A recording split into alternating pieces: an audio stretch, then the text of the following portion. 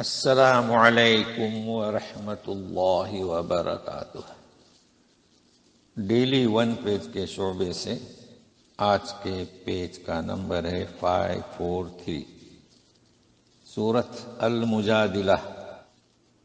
آیات ہیں 007 سے لے کر 011 تک۔ اعوذ باللہ من الشیطان الرجیم۔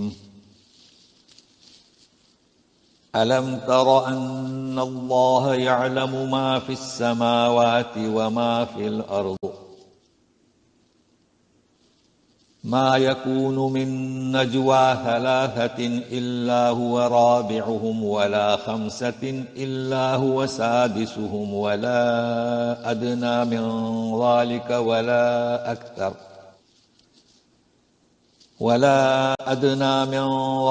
ولا أكثر إلا هو معهم أينما كانوا ثم ينبئهم بما عملوا يوم القيامة إن الله بكل شيء عليم۔ کیا آپ جانتے نہیں، رسول سے کتاب ہے، کہ اللہ تعالیٰ خوب واقف ہے آسمان و زمین کی ہر چیز سے۔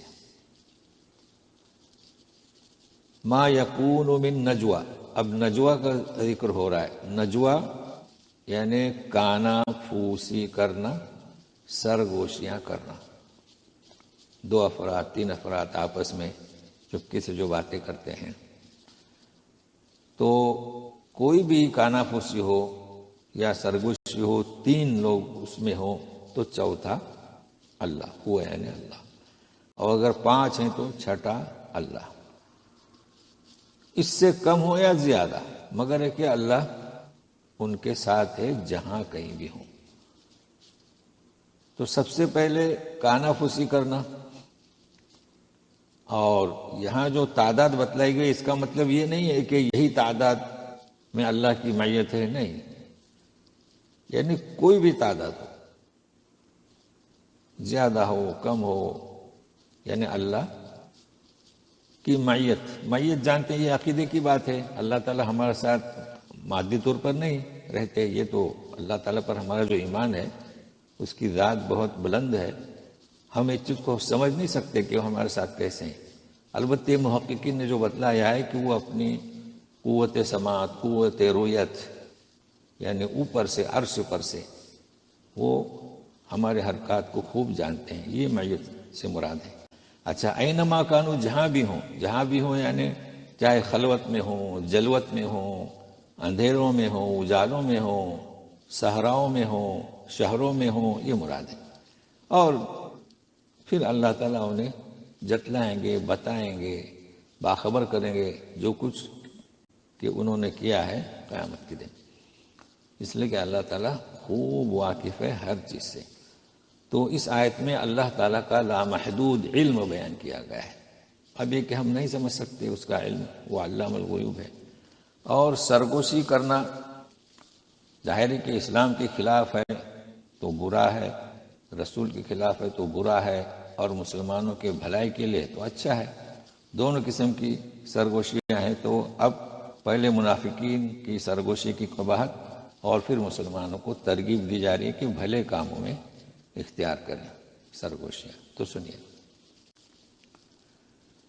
أَلَمْ تَرَ إِلَى الَّذِينَ نُهُوا عَنِ النَّجْوَىٰ ثُمَّ يَعُودُونَ لِمَا نُهُوا عَنْهُ وَيَتَنَاجَوْنَ بِالْإِثْمِ وَالْعُدْوَانِ وَمَعْصِيَتِ الرَّسُولِ وَإِذَا جَاءُوكَ حَيَّوْكَ بِمَا لَمْ يُحَيِّكَ بِهِ اللَّهُ وَيَقُولُونَ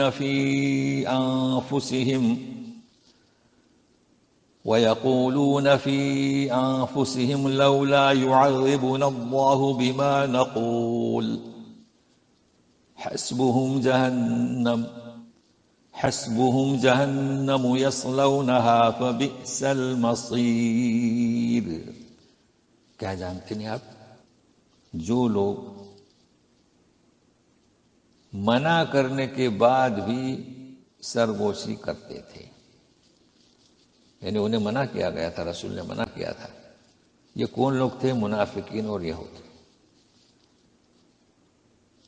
اب وَيَتَنَاجَوْنَ یعنی ان کی آپس کی سرگوشی کانافوسی کیسی ہوتی تھی؟ گناہ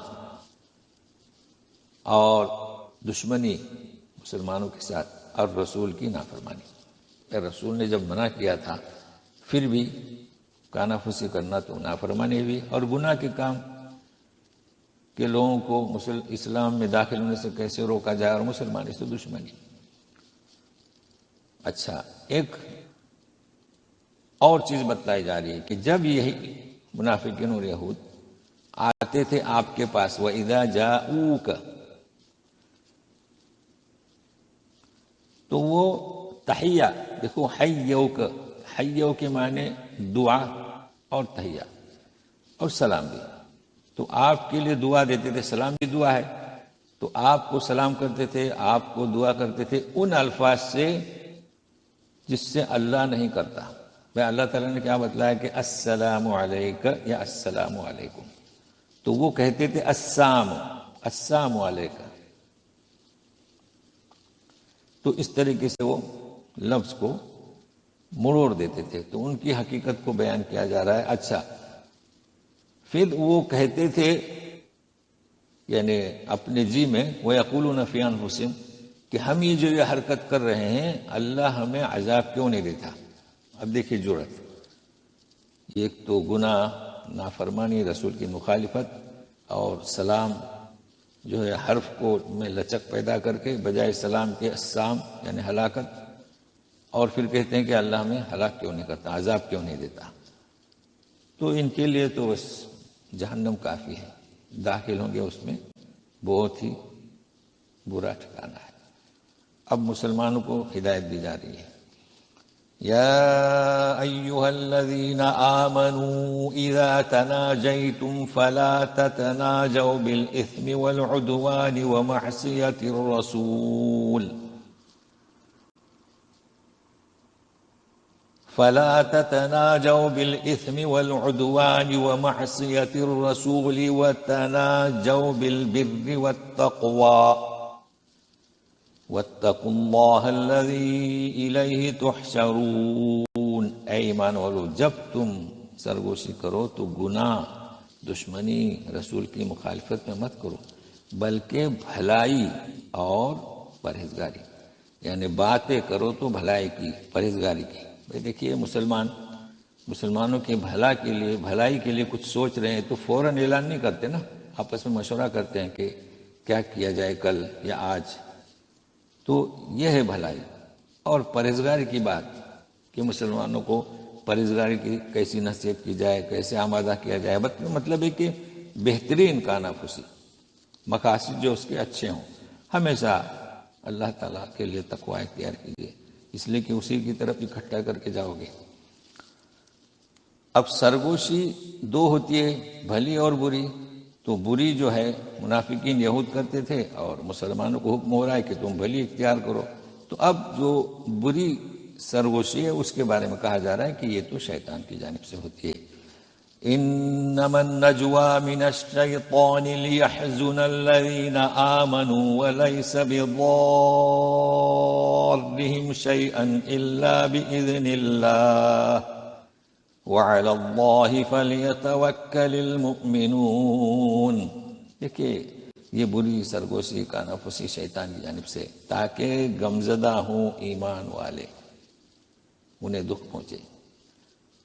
حقیقت یہ ہے کہ ان کی کانافوسی انہیں کچھ بھی نقصان نہیں پہنچا سکتی، سوائے کہ اللہ کی اجازت، اللہ کی اگر مرضی ہے تو، مصلحت ہے تو۔ لہذا مسلمانوں کو چاہیے کہ ان کے کانافوسی سے بھی گھبرائیں نہیں، اللہ پر مومنوں کو چاہیے کہ بھروسہ رکھیں۔ اب ایک مجلس کا ادب بیان کیا جا رہا ہے مسلمانوں سے۔ یا ایھا الذین آمنوا اذا قیل لکم تفسحوا فی المجالس فافسحوا یفسح اللہ لکم وَإِذَا قِيلَ انشُزُوا فَانشُزُوا يَرْفَعِ اللَّهُ الَّذِينَ آمَنُوا مِنكُمْ وَالَّذِينَ أُوتُوا الْعِلْمَ دَرَجَاتٍ۔ والذین اوتوا العلم درجات واللہ بما تعملون خبیر۔ اے ایمان والو، جب تم سے کہا جائے کہ وسعت پیدا کرو مجلسوں میں، مجالس جمع مجلس کی، تفسحوا وسعت، تو وسعت پیدا کرو، فافسحوا، اللہ تعالیٰ تمہارے لیے وسعت پیدا کر دے گا۔ تو وسعت کا مطلب کیا کہ مجلس میں بیٹھے ہیں آپ، نبی کریم صلی اللہ علیہ وسلم کی مجلس ہے یا اور کوئی مجلس ہو، اور کچھ لوگ بعد میں آئے تو سکڑ جاؤ، ان کے لیے وسعت پیدا کرو، تو تفسحوا، تاکہ وہ بھی شریک ہو جائیں۔ اس طریقے سے آپ کریں گے تو اللہ تعالیٰ بھی تمہارے لیے وسعت پیدا کر دے گا۔ بہترین نصیحت ہے۔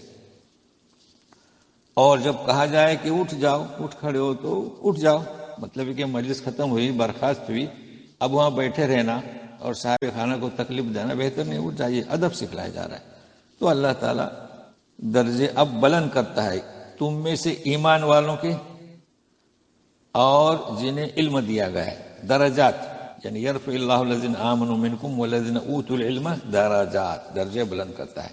تو دیکھیے یہاں پر اہل ایمان کا درجہ جو اہل ایمان نہیں ہے ان سے بڑا ہے، اور اہل علم کا یعنی مطلب ایمان تو ہے لیکن اس میں کچھ اہل علم ہے، تو اہل علم کا جن کے پاس علم نہیں ہے ان سے درجہ بڑا ہے۔ اور یہ بالکل حقیقت کو یہاں پیش کیا جا رہا ہے۔ یہاں فضیلت ہے کس کی؟ ایمان والوں کی، غیر ایمان والوں پر، اہل علم کی غیر اہل علم پر۔ تو اللہ تعالیٰ کا لاکھ شکر ادا کرے کہ ہم مومن ہیں۔